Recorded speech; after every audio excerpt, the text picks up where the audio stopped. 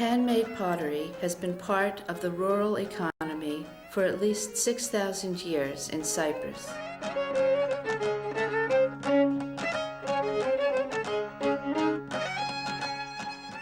In more recent times, pottery making in Cyprus, an island in the eastern Mediterranean, can be traced to Kornos village, 30 minutes south of the capital, Lefkosia.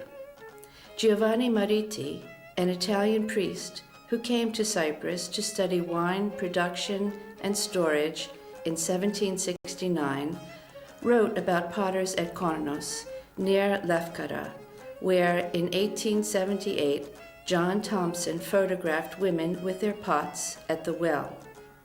In the late 1920s, Kornos potters posed for archaeologist Joan Duplat-Taylor. In 1898, Émile Deschamps described Fini village, high in the Troodos Mountains, and well known for the manufacture of pitharia, the huge jars. Mr. Pilavakis is the last in a long line of Fini pitharadis, the itinerant potters who made the jars, like those embedded in the late 19th century Lemissos sidewalk. The traditional potters of today create similar pots and face identical limitations imposed by the native raw materials as their ancient counterparts. For these reasons, the women potters of Cyprus have been the focus of ethnoarchaeological research from March to October 1986, with a follow-up study 14 years later to learn what has changed or remained the same. Whereas there's no difference in the clay, coil manufacture, and firing, changes did occur in the number of potters and in the patterns incised on the pots. In 1986, nearly 25 potters were dispersed in 4 villages of southern Cyprus. By 1999, only 10 remain active. No young people are learning the craft, and all potters are over 55 years of age. Formerly, men made pots and were responsible for clay and fuel procurement, tasks they shared with their wives.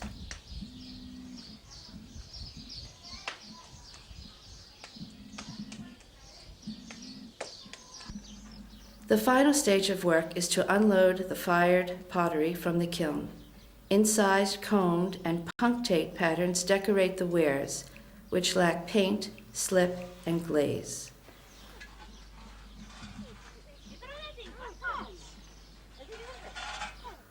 The work begins with digging the clay from deposits near the villages and piling it close to the work area. Private potters in Kornos and in the mountain communities of Kaminaria, Ios Dimitrios Maratassa, and Fini dig their clay individually, and in 1986, clay and wood fuel for the kilns were transported to the potter's home by car or donkey. In the foothills village of Kornos, where a pottery cooperative was established in the early 1950s, the clay is mechanically excavated. The workspace of the cooperative lies on the village periphery, adjacent to the water source. Members of the cooperative work in a shaded workspace and never in direct sunlight, which would dry the clay too quickly and cause cracking. Their wares dry in a darkroom behind the workspace. Theodora brings clay she has made earlier in the day. To prepare clay, it is exposed to the sun and the largest rocks are manually extracted. The potter then more carefully inspects it and tosses unwanted fragments out the window before the clay goes through an electric pulverizer. The resulting powder is mixed manually with water and sent through an electric pug mill, all in 1 or 2 hours. The finished clay is piled into a pilos and is often used immediately with no time allotted for souring the clay. Private potters work in their homes dispersed throughout the village. Their kilns stand adjacent to houses, much to the dismay of their neighbors. Once a potter retires, the kiln is often dismantled to reuse the bricks, stone, and space. Finished pots dry while potters start work on others. Each potter feels the clay to determine how dry it is throughout the shaping process before adding coils to increase the vessel height or before positioning handles. Kyriakou, a private potter who works in the courtyard of her home, scrapes the sides of her pilos to prevent the outermost clay from drying.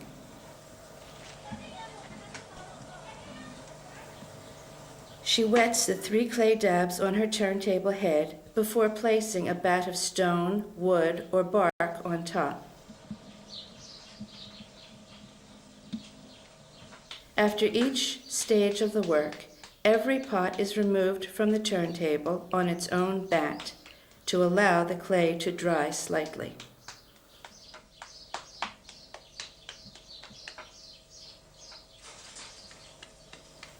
Kyriakou shapes and centers a cylinder of clay on the turntable and sprinkles clay powder to prevent the very wet clay from sticking.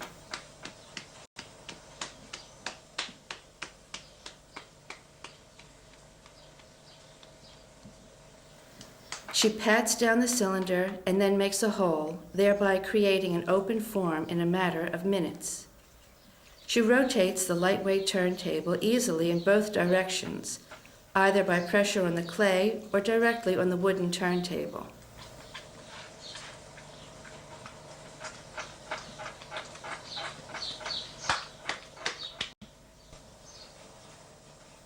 Coils rolled in the air are added to increase the height of the jug. All throughout stage 1, the base is left very thick until, during the final stage of manufacture, it will be thinned, rounded, and smoothed. The potter takes a string from her bag and winds it around the lower body to serve as an external support. This is necessary, according to the potters, since the clay is worked in a very wet state. In the Trodus mountain villages, potters use cloth to wrap around the pots.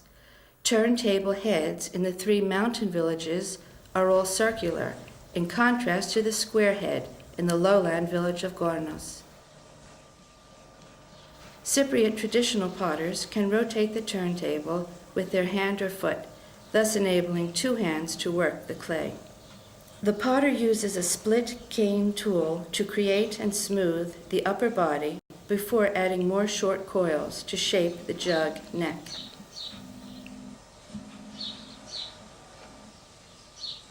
After placing a final coil, the potter shapes and smooths the upper body and rim with a rag saturated with water and clay before shaping a pinched spout.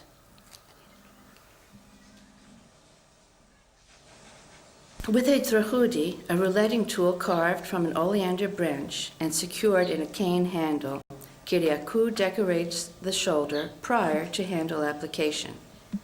After decoration, the jug is set aside to dry slightly before a pulled handle is added in stage 2. Checkerboard rouletted patterns went out of use when this potter and others of her generation ceased to make pottery.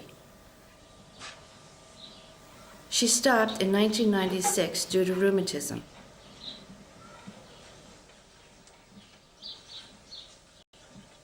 In 1999, Kornos potters use combed patterns, which are interrupted and smudged during handle placement. In the mountain communities, however, the order of the work is reversed. Only after handle application is the incised, stippled pattern carefully placed in relation to the handles. These and other differences allow one to differentiate between wares made in 2 contemporaneous yet distant communities and to identify a mountain versus a lowland ceramic style. To help secure the handle attachment, Kyriakou adds a fillet of clay to the lower contact point, much like that found on ancient Mediterranean and Near Eastern jugs and jars. After another drying period, she expands the lower body by pushing the flat base out from the inside, after which the string will be removed.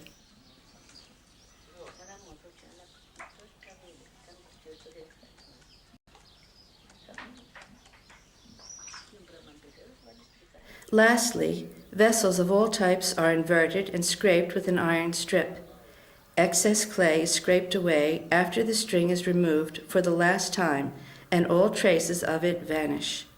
Bases become rounded during this third stage of the work, which requires great skill and experience to avoid mishaps and to create a base of overall even thickness. All clay scraps are reserved for future pots. The potter attaches 2 turntables to create a higher, more comfortable workspace for the finishing touches.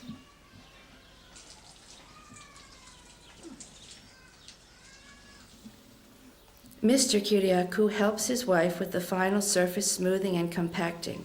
The surface is still wet, and consequently, no burnish sheen will result.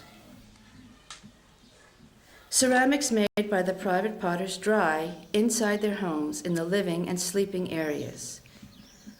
Not a member of the Kornos cooperative, Kyriakou has her own kiln and scafi, the trough in which her husband mixes the powdered clay with water contained in the metal basin. He uses a long-handled wooden shovel for this task, as does Elpiniki in Ios Dimitrios, where Andreas, whose wife is the last potter in the village, uses a kopani, a bent tree branch, to pound and crush the clay.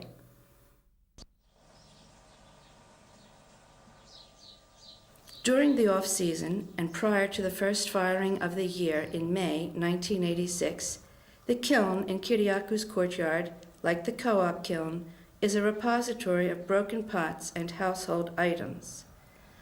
Pots fired in December 1999, belonging to another private potter, remained safe in her kiln until springtime. For juglet manufacture, the potter centers a clay cylinder on the stone bat positioned on her turntable.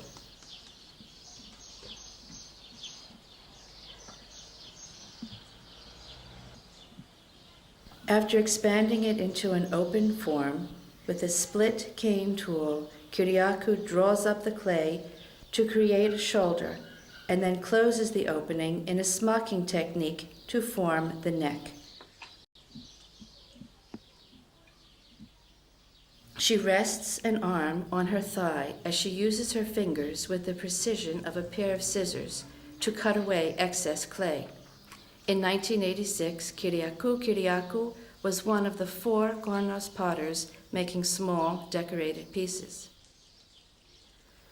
By 1999, this tradition remains largely in the hands of 2 sisters, Anna and Maria, who stores her unfired pieces in an unused refrigerator in her workroom.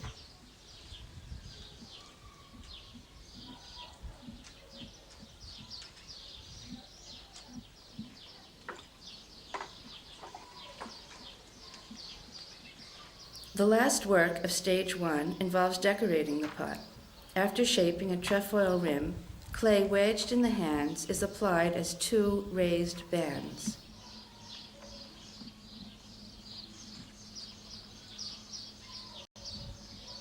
They are thinned with a cloth before being scalloped with the fingertips.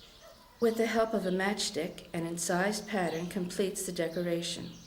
After a drying period, the handle is added, and following another interruption in the work, perhaps overnight or longer, the base is scraped. A small coil is then applied and shaped into a perfectly symmetrical ring base. All this happens with the juglet held in the hands. All larger shapes, such as jars, ovens, and flower pots, start from a cylinder of clay, are coil built, and then scraped in a process called turning. It is necessary to create a thick base initially to prevent it from drying out prematurely, since the base is the last part of the pot to be shaped. When dry enough, each flower pot is put back on the turntable and a rim is formed and smoothed. Pie crust indentations and incised patterns decorate most rims and distinguish these handmade flower pots from the wheel-thrown versions produced elsewhere. Knobs are applied after the potter decorates the wall with the tip of her split cane scraping tool, rather than a special tool used explicitly for decoration. Nearly all pieces are returned to the turntable for scraping and shaping. Each potter has many unfinished pieces in different stages of manufacture.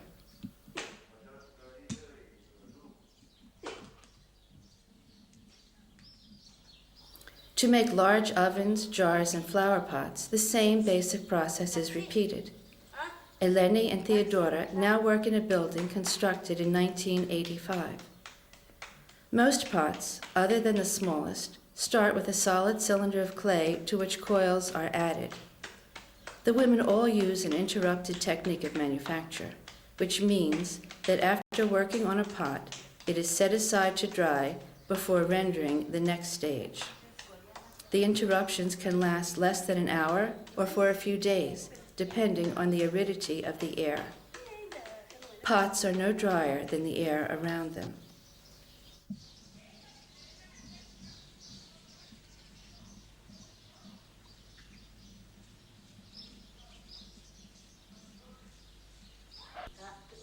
The potters initially measure vessel height with their hands, but later indentations on a stick and hoops made of split cane will serve as guides.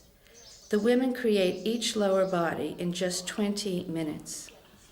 After carefully lifting the heavy piece and its bat, which here is a floor tile, the clay will dry minimally before the potter can add more coils.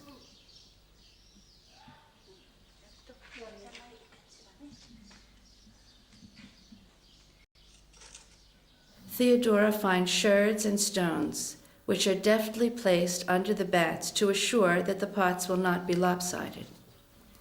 The pots are too heavy to be placed back on the turntable, and the potters have no choice other than to add coils while walking backwards around each pot. It is back-breaking work, but it is the normal procedure for jars, large ovens, and flower pots.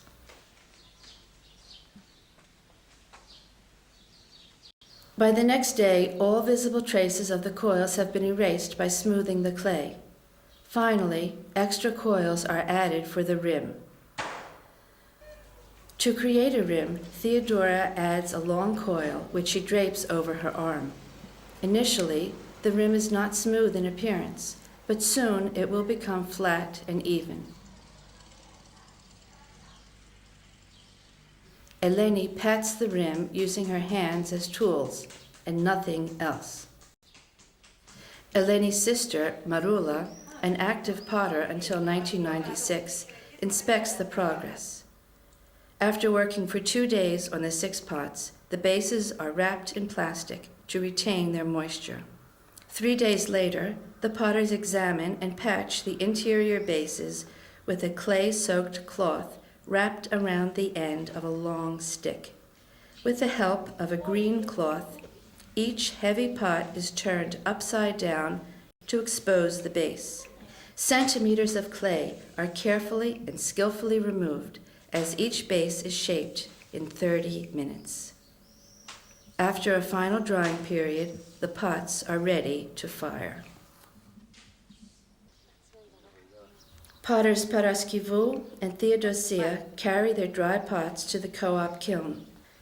At 7 a.m., Anthula and the secretary of the co-op begin to stack the pots in the kiln, placing some upright and others upside down to maximize kiln space and heat. Large ovens and flower pots form the lowermost layer. The ovens are the tall pots with the flue that looks like a wide spout. Anthula, the youngest potter, stacks the kiln for all of the co-op members and started to make pottery in the fall of 1986. Fragments of bricks and sherds are carefully placed to separate pots from the kiln walls and floor, yet the pots can and do touch each other with no ill effect. In front of a woodpile stand small decorated vases and juglets made by Maria Kyriakou. Gradually, they are placed inside the large ovens in the kiln. Her sister, Anna, by 1999, the last remaining private potter in Kornos, helps to bring Maria's pots to the kiln.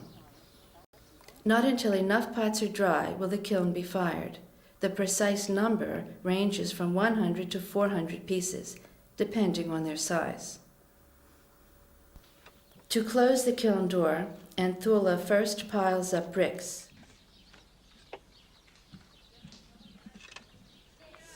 As she builds the wall, she will gently position incense burners and other pots to fill every crevice within the kiln. Above the bricks are large sherds and metal sheeting. It is not a tight seal, but it suffices. A handful of straw helps to draw the fire up from the firing box, located on the other side of the square-shaped kiln.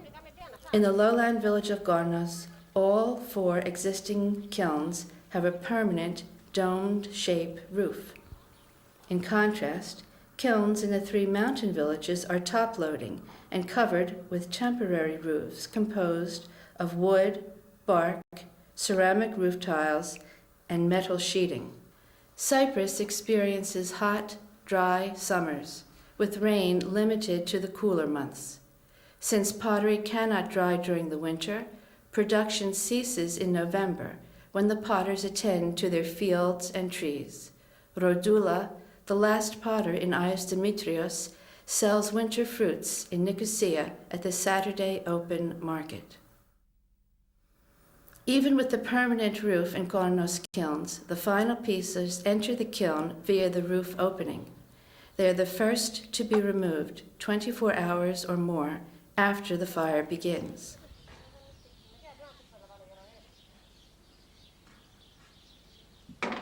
A metal lid covers the roof and the fire is lit with little ceremony. Private potters start with olive leaves held in a sherd or incense burner. The goal initially in lighting the kiln is to completely dry it and the pots before larger pieces of wood are added to fuel the fire. The fire achieves its maximum size around 5 or 6 o'clock in the afternoon. Each potter monitors her fire constantly, and after several hours of a roaring fire, the remaining logs are pulled out and doused with water and sold as charcoal. Although there is no fire all night, the pots remain in the kiln until morning. They are still hot when removed and piled up to be counted. The potters unload the kiln and separate the wares according to those who contributed their work. In 1986, it was possible to differentiate the wares of each potter based on observations of the incised decoration, overall vessel proportions, and nuances in the manufacturing technique. By 1999, despite the lower number of potters in Kornos, it is more difficult to identify the wares of each potter, given that the 4 co-op members now share the same incised comb patterns of horizontal and wavy bands. Perhaps to persevere in the modern world of plastic and replicas, the individual voice of each potter, once articulated in the incised patterns and in the vessel proportions, is lost. Most fired pots produce a lovely ringing sound when struck. Based on quantitative data collected on 40 firings of over 2,000 pots in 1986 and 1999, we know that the rate of loss is a mere 3%. Wasters, or misfired pots, are a rarity and are recycled and used to separate pots in the kiln. In the recent past, construction workers bought sherds to use as filler in mud bricks and as colorful chinking material for stone architecture. Since the 20th century, if not earlier, wheel-thrown copies of traditionally handmade shapes have been available. One might ask why the obsolescent cooking pots and jugs are wheel-thrown in a country in which all modern conveniences are obtainable. Rather than tourists, it is the Cypriots who buy the handmade pots of all types and sizes. In the year 2000, they come to the village potters to buy pottery, perhaps to use for cooking food or storing water, but more often for their gardens. One young man came to Kornos with his bride looking for a particular type of cooking pot. Nothing he saw at the time was suitable. He explained that he was searching for the taste of his mother's cooking, and he insisted that it started with a handmade clay pot. In a rapidly changing world, people seem to want some things to remain the same.